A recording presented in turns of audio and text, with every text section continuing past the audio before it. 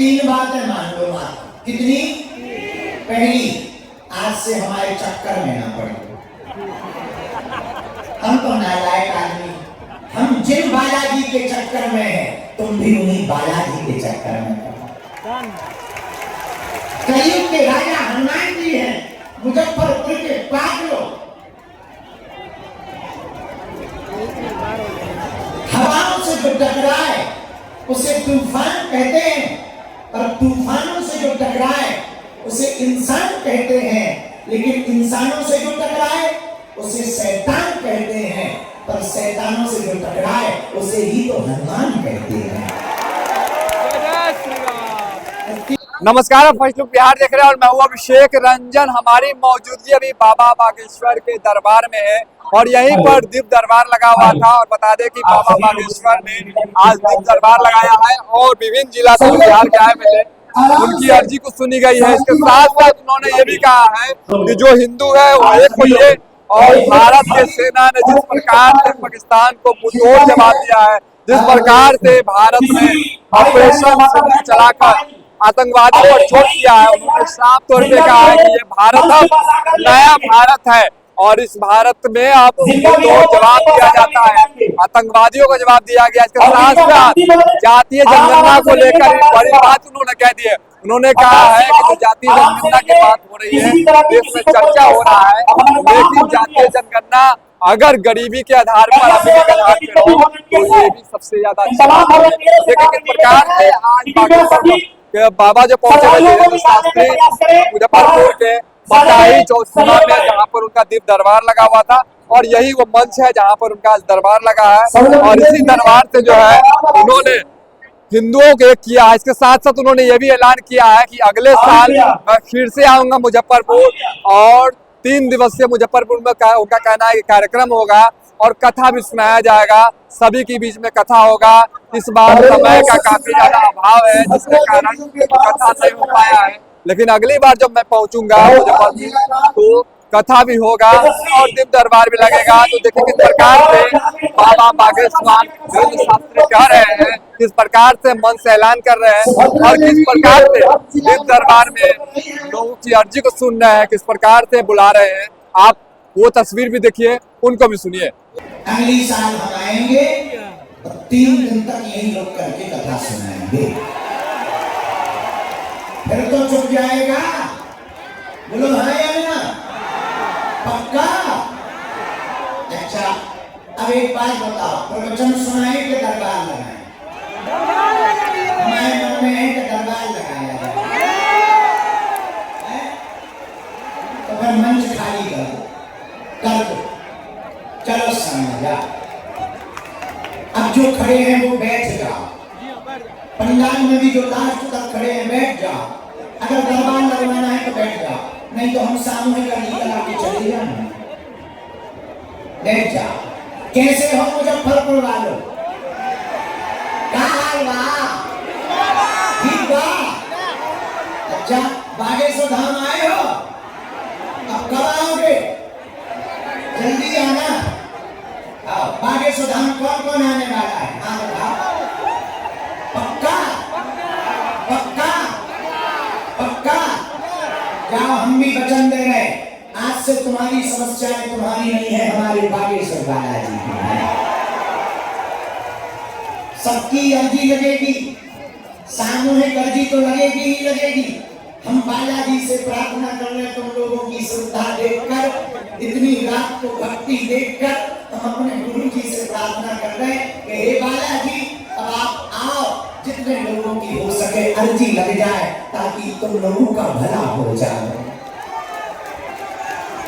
बाबा गरीबनाथ की भूमि है बिहार की, मुजफ्फरपुर की यह नगरी, जहाँ गरीबनाथ बाबा गरीबनाथ महादेव विराजमान है।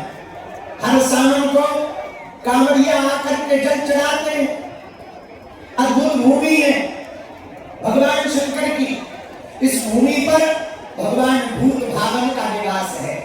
भोले बाबा सामंजस्य के देवता हैं और हम तो भोले बाबा से यही प्रार्थना कर रहे हैं, इस देश में जो भी प्रपंच चल रहे हैं वो शांत हो जाए, बिहार के सब लोगों का भला हो जाए, भारत का भला हो जाए, हिंदू सुरक्षित हो जाए और भारत हिंदू राष्ट्र हो जाए। अभी पहलगाम में धर्म पूछ करके मारा, धर्म विरोधियों ने बिगड़े औलाद के रूप में पाकिस्तान ने अपना बुरा चेहरा दिखाया, लेकिन अब ये 1971 का भारत नहीं बचा, 1965 का भारत नहीं है, ये 2025 का भारत है। घर में घुस करके मारा है उन्होंने, हमारी भारतीय माताओं के सुहाग को उजाड़ा, सिंदूर को उजाड़ा। हमें गर्व है भारत की आर्मी पर, भारत की सेना पर। हमारी भारत की सेना ने उनके घर में घुसकर ऑपरेशन सिंदूर के तहत मारा। हम तो एक दिन बड़ा हंस रहे थे जब मिसाइलें छूट रही थी पाकिस्तान पे। हमने कहा बताओ, जब सिंदूर, अभी सिंदूर तो झांकी है, हल्दी मेहंदी बाकी है।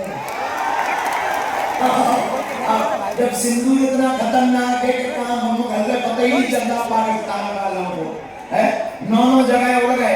तो जब बताओ सिंदूर में ये खतरा है तो मंगलसूत्र हल्दी में क्या हो? पाकिस्तान को समझ लेना चाहिए कि खतरा लंबा है। अच्छा देखो पाकिस्तान कितना पगला है, हम लोग चाइना के चार्जर पे भरोसा नहीं करते, तो चाइना की मिसाइलों पे भरोसा करते। कितना पागल है पाकिस्तान भैया।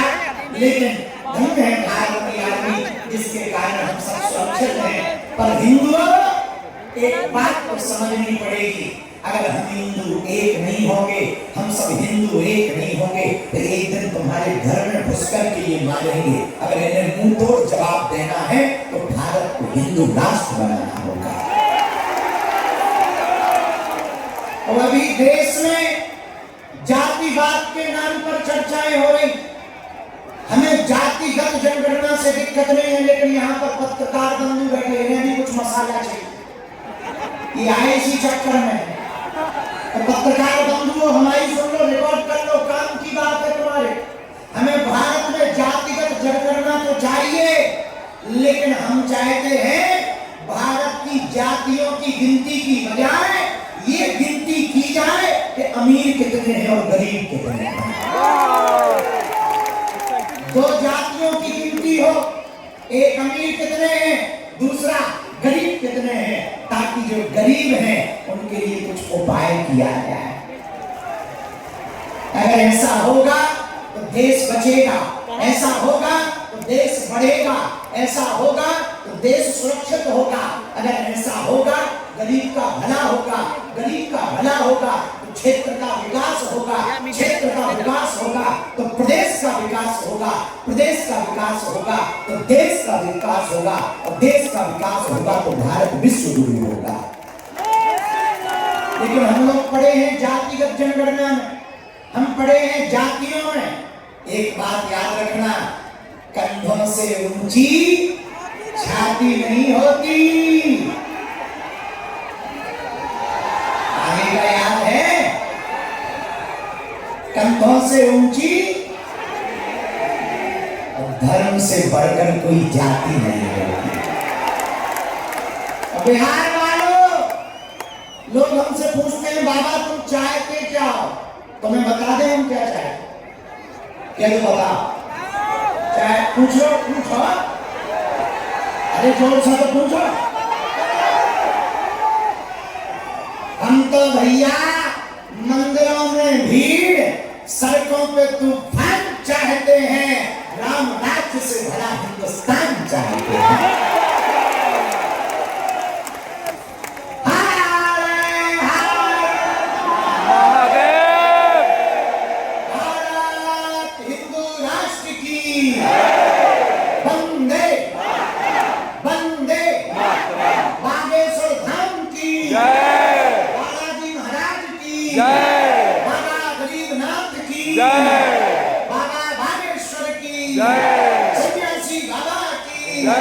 अपने अपने मताई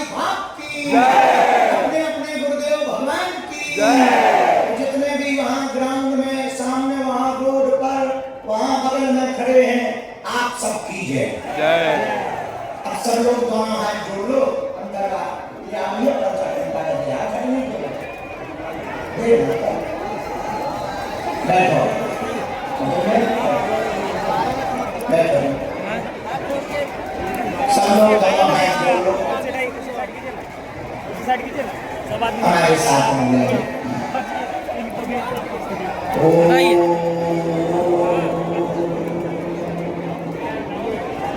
बागेश्वराय नमः।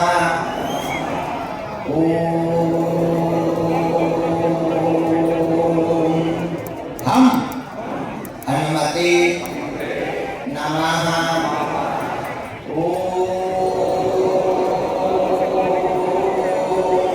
सन्यासी देवाय नमः। ओम बम बागेश्वराय वीराय हुम फट स्वाहा। ओम बम बागेश्वराय वीराय हुम फट स्वाहा। मणिमन बालाजी को प्रणाम करो, सन्यासी बाबा को प्रणाम करो, अपने अपने माता पिता को प्रणाम करो, अपने अपने गुरुदेव भगवान को प्रणाम करो। आज मुजफ्फरपुर की इस नगरी में हम सन्यासी बाबा से प्रार्थना करते हैं कि उनकी मंगलमय उपस्थिति हो दिव्य दरबार के लिए। वैसे गुरु जी ने आज्ञा तो नहीं दी थी, लेकिन रास्ते में जब हमने आप सबके धैर्य को देखा तो हमने प्रण किया कि भले ही 2, 4, 5, 10 लोगों की अर्जी लगे, और जितने लोगों का भला पर्चा बन करके हो जाए उतना अच्छा है। इसलिए हम सन्यासी बाबा के चरणों में प्रार्थना कर रहे हैं कि अर्जी स्वीकार कर रहे हैं, कृपा कर रहे हैं। और जितने लोग भी पंडाल के अंदर बैठे, पंडाल के बाहर पूरा ग्राउंड मेला लगा हुआ है, वहाँ रोड पर बैठे हुए हैं, वहाँ रोडों पर सड़कों पर हैं, बालाजी ऐसी कृपा करें सबकी अर्जी स्वीकार हो जाए। भैया हमारी महिमा नहीं है, न हमारे पास कोई चमत्कार है, ये जो भी महिमा है बागेश्वर बालाजी की महिमा है। किसकी महिमा है? जोर से बोलो। पब्लिक वाला माइक और तेज कर दो, माइक बहुत सुंदर है, थोड़ा पब्लिक वाला तेज कर दो, तेज कर दो।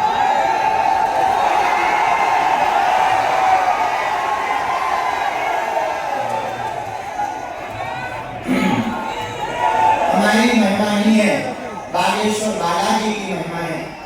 हमारी तो 3 पीढ़ियों से दरबार चल रहा है। कलयुग के राजा हैं बालाजी, पर्चा भले ही न बन पाए, अगर आप घर बैठ करके लाल रंग के कपड़ा में नारियल बांध लें, महीने में एक बार, 2 महीने में एक बार, 3 महीने में एक बार पेशी शुरू कर दें, पर्चा बने या ना बने, और काम सफल जरूर हो जाएगा। भैया हमें पक्का भरोसा है, गुरुजी की प्रेरणा है, दरबार तो बहाना है, असलियत में तुम सबको हनुमान जी का बनाना है। चमत्कारों के चक्कर में तुम धर्मांतरण ना कर लो, तंत्र मंत्र के चक्कर में तुम हरि उल्लाय वालों के चक्कर में ना पड़ जाओ। इसी कारण से हम दरबार लगाते हैं और कोई कारण नहीं है। हम ये बताना चाह रहे हैं कि अपने हनुमान जी भी किसी से कम नहीं है, अपने बजरंग बली भी किसी से कम नहीं है। बागेश्वर बालाजी जहाँ बैठे भैया, हम तो 16 साल से वहाँ सेवा कर रहे हैं, हमने अपनी आंखों से देखा लाखों लोग रोते हुए आते हैं, वहां से हंसते हुए जाते हैं। ऐसा धाम भारत के लिए विदेश के लोग आते हैं, ऐसा धाम बालाजी का, बागेश्वर बालाजी की ऐसी कृपा आजाद भारत के इतिहास में ऐसा हुआ पहली बार। 23 फरवरी को प्रधानमंत्री जी पहुंचे तो 26 फरवरी को राष्ट्रपति जी दर्शन करने पहुंचे। 72 घंटे में दोनों देश के प्रधानमंत्री महामहिम राष्ट्रपति महोदया बालाजी के दर्शन करने पहुंची। ऐसा धाम बागेश्वर धाम। हमने सोचा देश में मंदिर तो बहुत हैं, अब तक अस्पतालों में मंदिर थे, हम मंदिर में अस्पताल बनाएंगे। क्योंकि हमारा जो क्षेत्र है वो आदिवासी क्षेत्र है। बुंदेलखंड के 20 जिले बेचारे पलायनवादी मजदूर रहते हैं, तो हमने सोचा अस्पताल बनेगा तो हमारा मंदिर बने ना बने, हमारे जीते जी अस्पताल बन जाएगा, उन लोगों का भला हो जाएगा। और जब हमने ये बात प्रधानमंत्री जी को बताई कि हम बागेश्वर धाम पर मंदिर की जगह अस्पताल बनाना चाहते हैं, उन्होंने बिना देर किए कहा, शास्त्री जी हम स्वयं उसका भूमि पूजन करने आएंगे।